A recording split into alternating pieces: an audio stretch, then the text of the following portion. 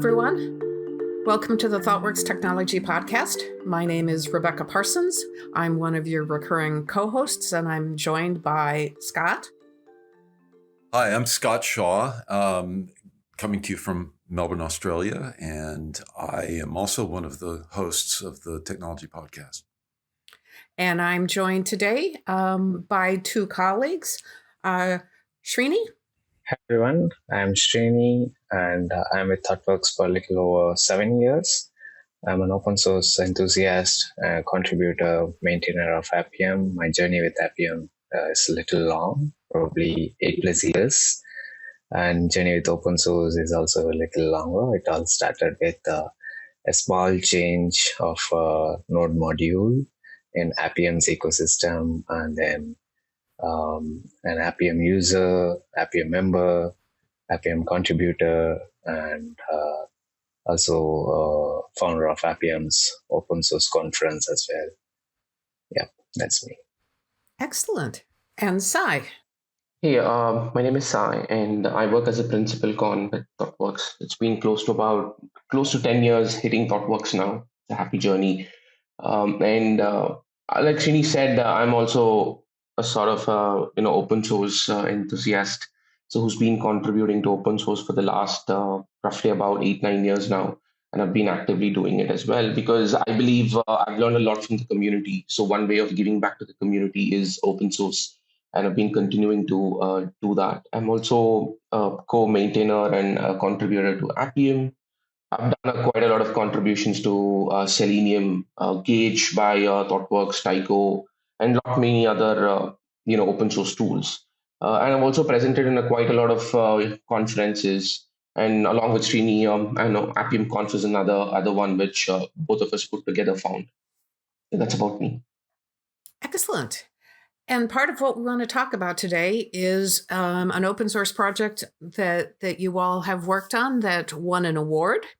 You won the Delta Award in testing during Testmn, and this was hosted by LambdaTest.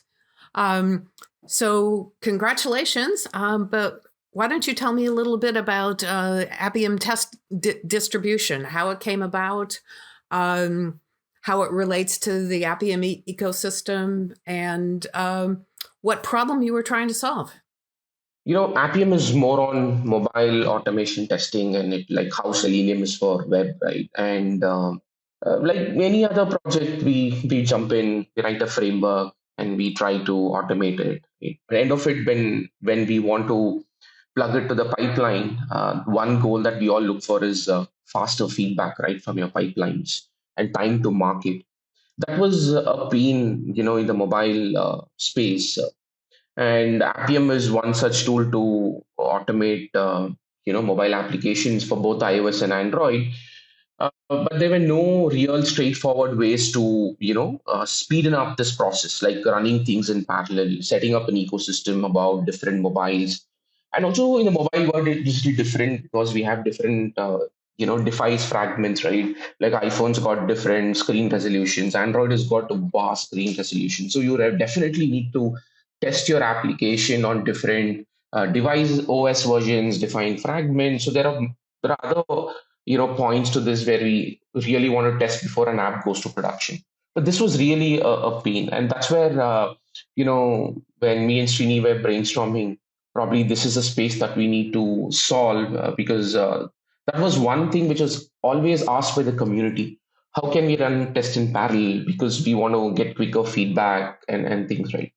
So, when we were sort of brainstorming this part along with another colleague called JD, then we thought, okay, why don't we build a solution, right? Because there's nothing. And me and Srini were contributors to Appium, so we know the entire Appium ecosystem. And we had ideas how we can solve this problem. And that's when, we started scribbling and we said, okay, let's start this project.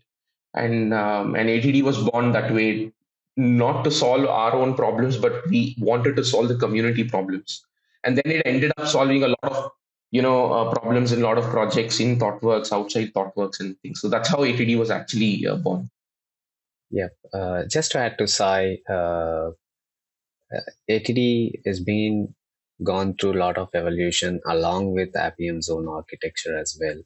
So during the course of journey, the initial problem was making things simple for anyone who wants to run the tests parallelly.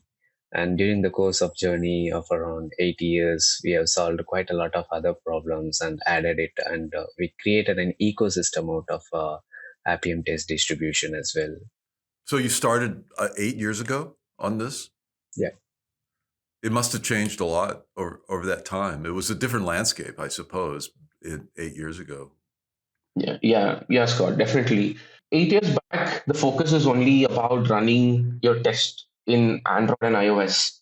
The way technology changed, the way we started, moving into AR, VRs, we started moving into IoTs, all of this, right? So definitely along the journey, even Appium changed, saying, hey, why can't we automate other applications, right? Why is it only focused to mobile? Why can't we automate AR, VR application with Unity driver? Why can't we automate an IoT device? Why can't we automate a Raspberry Pi, right? So things evolve, and as of today, the way Appium and ATD is, tightly coupled is today, if you want to automate a Raspberry Pi, you can automate with Appium, right? You don't have to go hunt for another tool, right? If you want to automate a AR/VR application, Appium is a go-to. Or if you want to say that you want to automate, let's say, smart televisions, right? Applications came into smart TVs as well. So we can automate, your smart television applications using Appium. So Appium, like over this course, like you asked, it spread its wings towards just not mobile, but across platforms, across applications as well. And even the same way, even ATD started off with only local execution to cloud execution. Then it moved into remote, right? So we also had, when we were working with one of the projects, we bumped into an issue where we had few devices sitting in India region, we had few devices sitting in UK, but we want to utilize those devices as well for execution, right? So we said, why don't we bring this capabilities of doing remote execution in ATD, right? Irrespective of the region, the framework, the library should be capable of running these tests across regions. So it's not bounded to one system, where this is typically running. So it evolved, and it is still evolving because there are so many asks from the community saying, hey, why can't we do this? Why don't you support this feature? And we still, supporting the community on those as well. Yep, architecturally as well, it has evolved along with Appium as well. So Appium initially, where it's very difficult for someone to contribute to Appium because of the way the code has been written. Then quite recently, Appium moved into a plugin-based ecosystem. So Appium test distribution also evolved to solve the other problems in the community. One of the problems that I remember is setting up all the environment required for Appium test to run on a device is crucial, and it is very time consuming. So we introduced a plugin as part of Appium's test distribution ecosystem called Appium Installer. That's kind of very intuitive for people to just select what they wanted. It could be Android emulator or iOS simulator they wanted to configure, or the Android environment variables that they wanted to configure. So they just go ahead, select that from the utility that they wanted to configure, and go ahead with it, rather than going ahead and searching over internet to solve the problems. Now we have an utility which is an Appium installer plugin that solves the problem. So we as an Appium test distribution contributors have introduced quite a lot of plugins that solves people's problems in the community. So it's interesting you use the phrase architecture, because that's kind of where I was going to go next. When you think about the work that you've done in the Appium test distribution ecosystem, are there other systems that inspired your approach? What would you say your fundamental architecture is for this ecosystem, and what was your rationale for choosing what you currently have as your implementation model? So going back to the main problem that we have solved, which is parallel testing.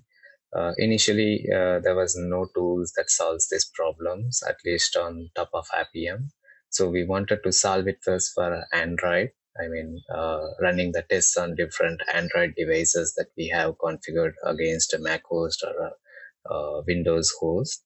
So we wanted to as well use what we have already in the community as test runners. So we started with TestNG, so which has already been supporting creating multiple instances parallelly for any test that runs. So we wanted to utilize that and build on top of it. So we also got support from TestNG community or the TestNG maintainers as well, where there were problems or whenever we need any solutions that we wanted to enhance it or use it in a better way. So we started with that, and then we gone ahead and see how we could solve the same problem for iOS devices. Then the problem evolved, and we wanted to solve it for local devices and remote devices together. So we have two different Mac hosts having different sets of devices sitting somewhere. So we enhanced our architecture to solve that problem as well with the open source tools that are available already in the market. So we chose TestNG initially, then later on we saw that community has been using Cucumber as well for running the test parallelly. So we kind of supported the test runner. So it all started in Java. So Appium Test Distribution has been an enhancement of Appium's Java client and plugs in the parallel portion for a longer time. We wanted to make it available for any Java, non-Java persons as well, because Appium as an ecosystem has different client bindings, not just in Java. It also has client bindings on .NET, Ruby. So we wanted to make sure the people in the community uses this framework across. So since Appium evolved their architecture to plugin based ecosystem, we moved all of our code to the server side, not just as an enhancement to the Appium client. So all the heavy lifting of what all devices connected to my host, where exactly it is, whether it is in the cloud or it is in a remote Mac host or a Windows host, all of these being moved. I mean, all the heavy lifting is being done as part of server now through a plugin in the Appium's ecosystem, so that the blocker with respect to having only Java client users use it has been gone away now. So anybody in the community can use it, since Appium has client language modules on several other clients languages as well. And Rebecca, like Srini said, we never had any inspiration earlier because there was no solution, and this was 8 years back. But I can say that right now a lot of people are inspired by this project, and they have made a commercial model on top of this with the same idea, and they picked it up. Right, they've made commercial models, and a lot of cloud vendors also reach to us to say that, hey, you know what, can you support our cloud execution, right? Let it be like a lot of cloud vendors we have, like Browser Stack, Sauce Labs, LambdaTest, Headspin. So we also support these kind of cloud vendors support into ATD as well, because users are there with these clouds and they want to utilize ATD to orchestrate this entire execution model in the cloud side. So it's the other way around today, but 8-9 years back, it was not that case. Yeah, I was going to say, we've kind of seen the emergence of these cloud-hosted fleets of mobile devices for testing. What's the advantage of using Appium Test Distribution there as opposed to just their native tools? So, like Scott, like every cloud that we have today in the wild, they basically, they just run on license based, right? So you buy the license, and they say, okay, I'm giving you a cloud of 30 devices for you, right? And that's it. And they also give you support to say if something is not working, your device is shut down, they'll probably restart it and things. Right? Now, the way ATD ties up over here is, at end of the day, even though we have these cloud n number of devices, when you run your tests in your pipeline and connect to these kind of cloud services, you have to orchestrate your test. You need to maintain your test sessions and stuff, right? Because in the world of the cloud, a request which enters the cloud, the cloud would only respond to that, right? You say, hey, give me this device and start running the test. It will simply do that to us. But that entire huge orchestration mechanism is what ATD takes care, which the cloud won't take care. And it doesn't add sense to the cloud to do that because their entire model is very different over there. And it is very important as cloud users for us to do this because of the cost, right? Because some licensing depends on how long you're using a device, right? They charge you per minute, per hour. So in these kind of models, we need to be very conscious of saying, so let's say, right, I'll give an example here. You might have 30 devices in the cloud. And if you simply want to run your test in parallel with no mechanism, it will choke all the 30 devices for this mobile automation, right? You really don't need 30 devices. Probably you need only a selective 5 devices or 8 devices. Right? So maybe these kind of mechanism is what ATD takes care of, this entire orchestration for us, which by default the clouds really don't care. The costing model of several cloud vendors is also depending on how many number of parallel sessions that you can create. So you are limited in terms of creating those parallel sessions as well, be it manual or automation tests that are running on those devices. But with respect to ATD, if you have an in-house cloud and in-house devices hosted somewhere, then there is no restrictions in terms of how many parallel sessions that you can create. It all depends upon the resource that we have. But in terms of cloud, it's completely a different ball game because costing comes in picture out there with respect to number of parallel sessions that one can create.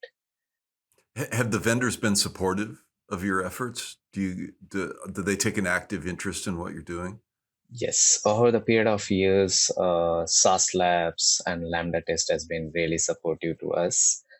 Quite recently, LambdaTest also supported us in GitHub through sponsors. So they are really supportive. They didn't treat us as their competitors, to be honest. And so I was intrigued, Sai, when you were talking about the fact that you've expanded this from just mobile testing to also IoT devices, Unity-based devices, Raspberry Pis. How difficult was that to incorporate? Was your architecture such that connecting to a completely different kind of device was a relatively simple exercise, and it was more just working out the communication with the device? How did you go about approaching that? So initially, the focus was only Android and iOS. So the entire architecture was only about Android and iOS, Rebecca. So, if you see the code base, right, it's all about Android, iOS, and nothing more. So when the first change came in, saying that, okay, let's start supporting, IoT where Raspberry Pi, right? And we were experimenting this in Thoughtworks Cormangal office, where we got this Raspberry Pi, connecting it to the machine to see that the device can turn its orientation and things. And when we wanted to plug these changes into ATD, it was not possible. And that's where we caught up with few of our tech leads within Thoughtworks to say, hey, we have built this solution, but when we want to expand it, it's a problem, right? And can you help us how we have to re-arc this and make it like a plug and play, right? Later in the game, when something comes, how do you plug and play? So similarly, how we run a project, we started brainstorming with the tech leads in Thoughtworks office, and and that's how some of the ideas and some of the recommendations from people were like, okay, why don't you guys read Head First Design book? Why don't you read the clean code? So this will all help you, write better code and also start thinking more on how you can re-arc better in the future. And discussing with a lot of our colleagues, the first re-arc when we did, so we got ideas like, okay, tomorrow if there's a change, it should only be a plug and play, right? It should not be, move around across your entire ATD architecture and change it. So we learned slowly, talking to our colleagues, working with them. In fact, to say pairing, over a weekend and stuff, where even people have shown interest within Thoughtworks to work with us to, evolve this. And as of today, if you ask how quick it is for us today to make any changes to ATD, or its plugin ecosystem, I would say it's very simple. Don't touch the core, but create a plugin, and just like a Lego game, right? You just keep plugging in, Legos, and we are good with it. So that's where we are today. So where do you think you might take it next? The next stuff that we are currently working actively even now is expand this boundary not only for mobile automation, right? So you have a ton of devices plugged in. So we are seeing how we can explore and bring in an easy way for people also to interact with devices, right? Let's say you have like 5 devices plugged into one machine. How can I sit at home, similar to the cloud model today, right? So where you can set up your infra as of today for test automation, but we are seeing how we can explore that into the mobile space as well. And also, there's a very interesting idea that me and Srini are brainstorming now. Is also, we're talking all about automation, right? But we're not trying to solve a problem in the manual testing, the exploratory world when it comes to mobile. So I'll give a slide. What I mean by this is, when we talk about test automation, it's all about parallel. We're trying to save time, right? But why aren't we starting to think the same way in a manual testing, in an exploratory fashion, right? Especially in the mobile world. To give an example, let's say I have like about 5 devices which I need to run my test on for a sanity check, right? So these automations can functionally test everything, but to make sure that these apps on these 5 devices work fine, from a non-functional aspect, right? How do they scroll? How the gestures are working? Is it smooth? Is it laggy and things? So we definitely do, even though we have these kind of CAs, we definitely do some level of sanity check, right? Probably a very quick 5 minute or 1 minute sanity based on the scope, or on a handheld device to see how it performs, right? So what me and Srini are exploring right now is, hey, we need to build a kind of a solution where you perform your action on one device manually, holding that device in your hand, and that same action should be replicated on the different devices at the same time. So that way, even my exploratory time across my devices can get cut short. That's something what we are trying to solve next, which we have not seen an open source solution till today. So we are trying to solve that problem now. I'm just trying to understand, is the driver then the manual device rather than code? You have somebody has a device and they're taking actions, and then those actions get replicated. That's one. And slightly exploring to that, we have done this. We have done this in the the web world, Scott. Something called as replay testing, right? And a lot of folks do that as well, and we have done it as well. So we are also trying to see from the events that the users use on their mobiles, right? Like keying in the username, password, scrolling, adding things to the cart. So can we capture these events and export that as a test suite itself for you, so that your test suite also gets ready from the journey itself, right? So we are exploring these options to see how we can make this entire mobile testing, both automation as well as exploratory testing, easier and quicker. Yeah, other interesting backlog that we have are coming up with plugins for other problem statements. What kind of API calls that your app is making, and what was the response and request for those? How do you control those requests using any proxy? So we can do this using MITM proxy also, but how do you do this in an automated fashion? Plug in MITM proxy, change your responses. How does your app behaves on the fly? So how about creating a plugin for it? And another problem in Appium world is it's one server that handles all the parallel requests. That means it creates so many parallel sessions. So identifying a problem or going through the logs is very cumbersome. So how we could use any models to solve the problem of which session has handled this specific request when you have so many devices running on a single server parallelly. So that's also another problem statement that we are looking into. Yeah, that's something that people don't often think about.